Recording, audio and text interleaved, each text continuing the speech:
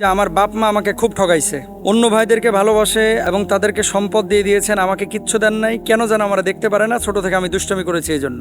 এমত অবস্থা আমার বাপ মা যে আমার ঠগাইলো, আমার বাপ মার কি কোনো গুনাহ হয় নাই? লাস্টে লিখেছেন আমার করণীয় কি, আমি তো মাফ করতে পারি না। দেখেন আল্লাহ সুবহানাহু ওয়া তাআলা পবিত্র কোরআনুল কারিমে কি বলছেন, ইন্নাল্লাহা ইয়া'মুরু বিল আদলি ওয়াল ইহসান। নিশ্চয় আল্লাহ ন্যায় বিচার এবং উত্তম আচরণের নির্দেশ দিয়েছেন। কে? আল্লাহ।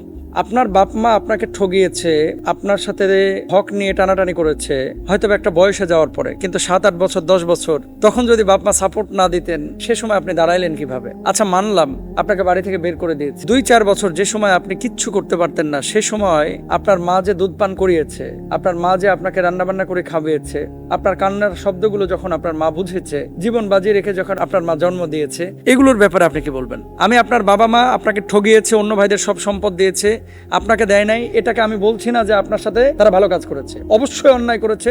নবীজি সাল্লাল্লাহু আলাইহি ওয়াসাল্লামের কাছে একজন সাহাবী আসলেন, বললেন ইয়া রাসূলুল্লাহ, না, একজন বাবা এসে বললেন যে আমি আমার সম্পদ আমার এই সন্তানকে দিয়ে দিতে চাই। তখন নবীজি জিজ্ঞেস করেছেন যে তোমার কি আর কোনো সন্তান আছে? আছে। তাকেও কি দিচ্ছ তেমনই? কয় না। আল্লাহ নবী বলছে তাহলে এটা নিষিদ্ধ, এটা করা যাবে না, এটা জুলুম, এটা অন্যায়, এটা অপরাধ।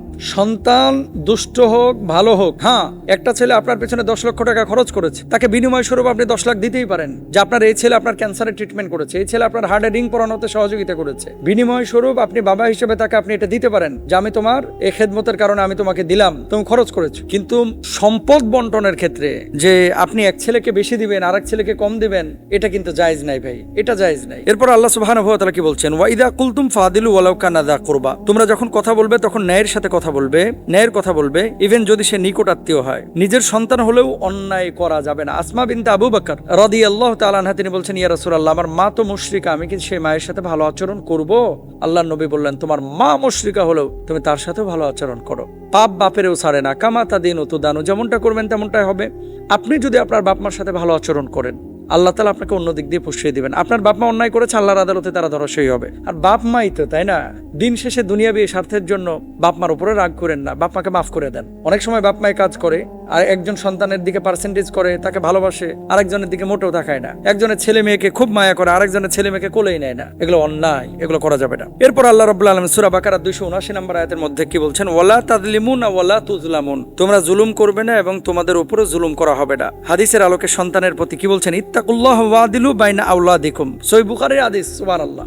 নবীজি বলছেন আল্লাহকে ভয় করো এবং তোমাদের সন্তানদের মধ্যে ন্যায় বিচার করো। কাকে বলছেন? বাপ মাকে। সব সন্তানের মধ্যে ন্যায় বিচার করতে আমার নবীজি বলেছেন। প্রিয় কলিজার ভাইয়েরা, সুতরাং অন্যায় যেখানে সেখানে অবশ্যই আমাদেরকে সচেতনতা তৈরি করতে হবে, প্রতিরোধ করতে হবে, প্রতিহত করতে হবে, হিকমার সাথে বোঝাইতে হবে, কৌশল অবলম্বন করতে হবে। বাপ মা যদি অন্যায় করে থাকে তারপরে ভালো আচরণ আপনি করেন, মুরব্বী মানুষ তো মাফ করে দেন ইনশাআল্লাহ।